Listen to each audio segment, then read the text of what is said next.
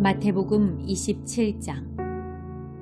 다음날 아침이 되자 모든 대제사장과 백성의 장로들이 예수님을 죽이려고 논의를 하였습니다. 그들은 예수님을 묶어 총독인 빌라도에게 데려가 그에게 넘겨주었습니다.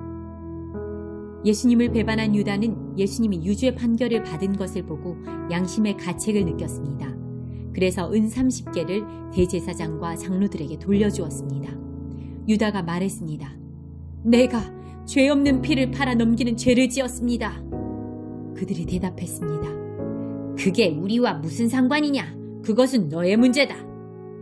유다는 은화를 성전 안에 내던지고 나가서 목매어 자살했습니다.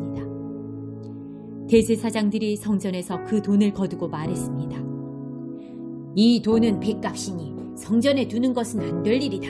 그들은 서로 의논하여 그 돈으로 토기장이의 밭을 사 나그네들의 묘지로 삼기로 결정했습니다. 그 밭은 지금까지 피밭이라고 불립니다. 그래서 예언자 예레미야가 말한 것이 이루어졌습니다. 그들이 은화 30개, 즉 이스라엘 사람들이 몸값이라고 정한 값을 받았다. 그리고 토기장이의 밭을 샀는데 밭값으로 그 돈을 주었다. 이것은 주께서 내게 지시하신 그대로이다. 예수님께서 총독 앞에 서셨습니다. 총독이 예수님께 물었습니다. 당신이 유대의 왕이요? 예수님께서 네가 말하였다 라고 대답하셨습니다. 대제사장과 장로들이 예수님을 고발하였지만 예수님께서는 아무 대답도 하지 않으셨습니다. 그래서 빌라도가 예수님께 말했습니다. 이 사람들이 너를 여러 가지로 고발하는 것이 들리지 않느냐? 그러나 예수님께서는 빌라도에게 단 한마디도 대답하지 않으셨습니다. 빌라도는 이것을 보고 이상하게 생각했습니다. 명절이 되면 백성들이 원하는 죄수 한 명을 총독이 사면해주는 관례가 있었습니다. 당시 감옥에는 바라바라고 하는 아주 악명 높은 죄수가 한 명 있었습니다. 사람들이 모였을 때 빌라도가 말했습니다. 너희는 누구를 놓아주기를 원하느냐? 바라바냐? 아니면 그리스도라고 하는 예수냐? 빌라도가 이렇게 말한 것은 사람들이 예수님을 시기해서 자기에게 넘겨준 것을 알고 있었기 때문이었습니다. 빌라도가 재판석에 앉아있을 때 그의 아내가 사람을 보내 말했습니다. 저 죄 없는 사람에게 아무 일도 하지 마세요. 어젯밤 꿈속에서 제가 이 사람 때문에 몹시 고통을 받았습니다. 그러나 대제사장들과 장로들은 군중들에게 바라바를 놓아주고 예수님을 죽이도록 요청하라고 시켰습니다. 빌라도가 사람들에게 말했습니다. 이 두 사람 중에 누구를 석방시켜주길 원하느냐? 사람들이 대답했습니다. 바라바요! 빌라도가 물었습니다. 그러면 그리스도라고 하는 예수는 어떻게 해야겠느냐? 그들이 모두 대답했습니다. 그를 십자가에 매달아 죽이시오! 빌라도가 물었습니다. 그 이유가 무엇이냐? 그가 무슨 악한 일을 했느냐? 그러자 사람들은 더 크게 소리쳤습니다. 그를 십자가에 매달아 죽이시오! 빌라도는 자기로서는 어찌할 도리가 없다는 것을 깨달았습니다. 그리고 잘못하면 폭동이 일어날지도 모른다고 생각하였습니다. 그래서 그는 물을 떠다가 사람들 앞에서 손을 씻으며 말했습니다. 나는 이 사람의 피에 대하여 아무런 책임이 없다. 너희가 알아서 해라. 사람들이 한결같이 대답했습니다. 그의 피에 대한 책임은 우리와 우리 아이들이 지겠습니다. 결국 빌라도는 바라바를 풀어주었습니다. 그리고 예수님을 채찍으로 때리게 한 후 십자가에 매달도록 내어주었습니다. 총독의 군인들이 예수님을 총독의 관저로 끌고 갔습니다. 그러자 모든 부대원이 예수님 주위로 모였습니다. 그들은 예수님의 옷을 벗기고 대신 붉은색 옷을 입혔습니다. 그리고 가시로 왕관을 엮어 예수님의 머리 위에 씌웠습니다. 그들은 예수님의 오른손에 지팡이를 쥐어주었습니다. 그리고 유대인의 왕 만세! 라고 말하며 예수님께 무릎 꿇고 절하면서 놀렸습니다.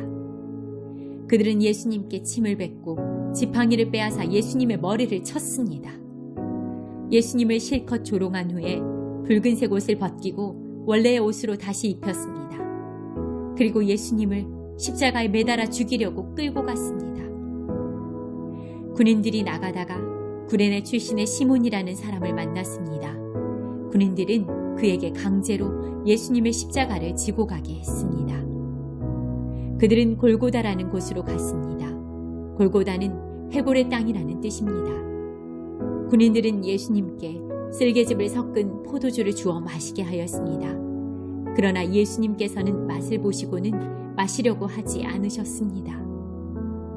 군인들이 예수님을 십자가에 못 박고 제비를 뽑아 예수님의 옷을 나누어 가졌습니다. 그리고 거기 앉아서 예수님을 계속 지켜보았습니다. 그들은 예수님의 머리 위에 이 사람은 유대인의 왕 예수다 라고 쓴 죄패를 걸어 놓았습니다. 그때 두 강도가 예수님과 함께 십자가에 못 박혔습니다. 한 사람은 오른쪽에 다른 한 사람은 왼쪽에 매달렸습니다. 지나가던 사람들이 고개를 저으면서 예수님께 욕을 하였습니다. 성전을 헐고 3일 만에 다시 세운다는 사람아, 네 자신이나 구원하여라. 만일 하나님의 아들이라면 십자가에서 내려와 보아라. 이와 같이 대제사장들도 율법학자들과 장로들과 함께 예수님을 조롱하며 말했습니다. 이 사람이 다른 사람은 구하면서 자기 자신은 구하지 못하는구나. 그는 이스라엘의 왕이니 지금 십자가에서 내려오라지.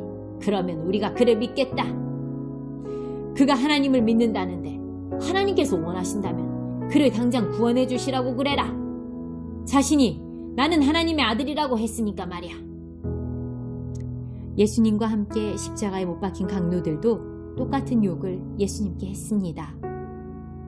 낮 12시부터 오후 3시까지 온 땅이 어둠에 덮였습니다.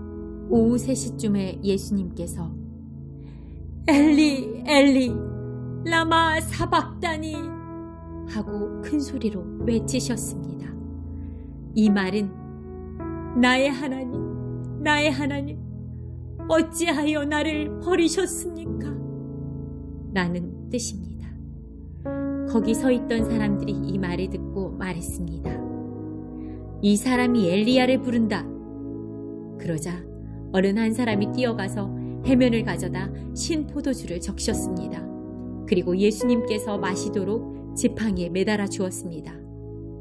나머지 사람들이 말했습니다. 가만 놔두어라. 엘리야가 그를 구원하러 오나 보자. 다시 예수님께서 큰 소리로 외치셨습니다. 그리고 숨을 거두셨습니다. 그때 성전 휘장이 위에서부터 아래까지 두 조각으로 갈라졌습니다. 땅이 흔들리고 바위들이 쪼개졌으며 무덤이 열리고 잠자던 많은 성도들의 몸이 다시 살아났습니다. 예수님께서 부활하신 후 그들은 무덤에서 나와 거룩한 성으로 들어가서 많은 사람들에게 나타나 보였습니다. 예수님을 지키던 백부장과 병사들이 지진과 일어난 모든 일들을 보고 매우 놀라면서 말했습니다. 이 사람은 정말로 하나님의 아들이었어. 많은 여자들이 멀리 떨어진 곳에서 이를 지켜보고 있었습니다. 이들은 갈릴리에서부터 예수님을 섬기려고 따라온 사람들이었습니다. 그 중에는 막달라 마리아와 야고보와 요셉의 어머니 마리아, 그리고 세베대의 아들들의 어머니가 있었습니다.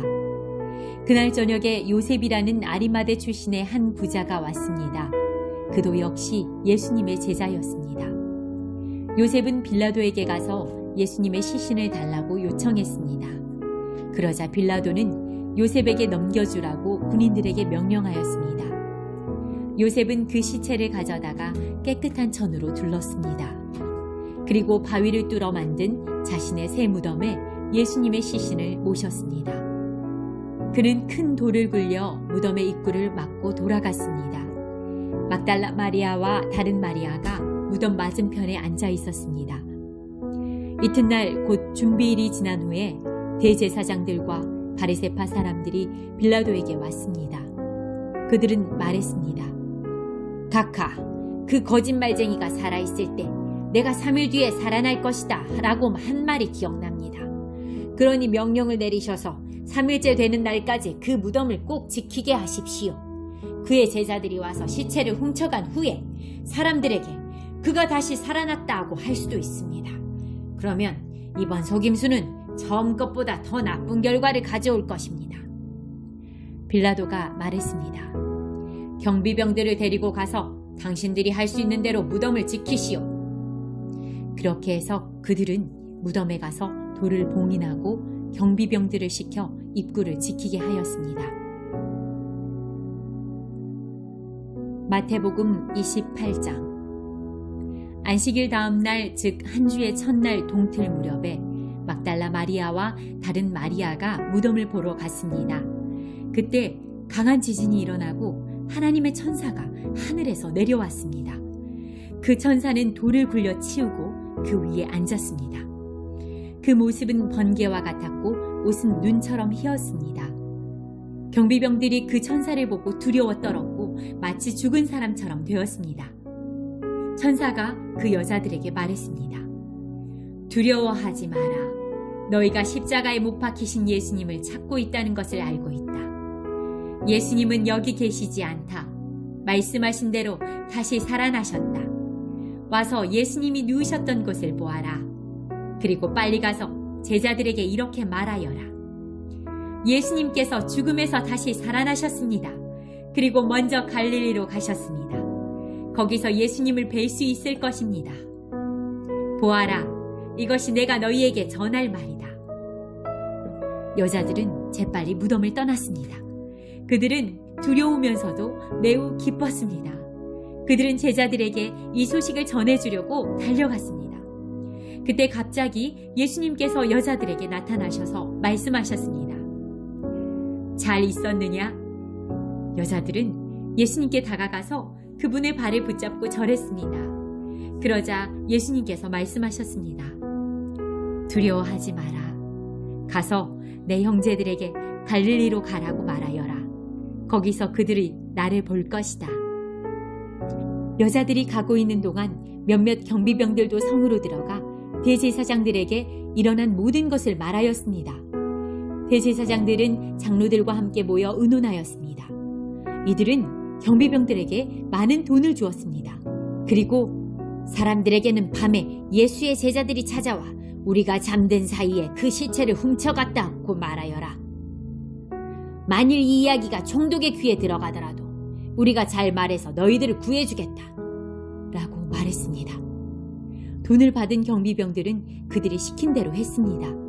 그래서 이런 소문이 유대인들 사이에 널리 퍼지게 되었고 오늘날까지 그렇게들 알고 있습니다. 11명의 제자들이 갈릴리로 가서 예수님께서 지시하신 산에 이르렀습니다. 그들은 예수님을 뵙고 절을 했습니다. 그러나 몇 명은 의심하기도 했습니다. 예수님께서 오셔서 말씀하셨습니다. 하늘과 땅의 모든 권세가 내게 주어졌다. 그러므로 너희는 가서 모든 민족을 제자로 삼아라. 아버지와 아들과 성령의 이름으로 세례를 주어라. 내가 너희에게 말한 모든 것을 지키도록 가르쳐라. 보아라, 내가 너희와 세상 끝날까지 항상 함께 있겠다.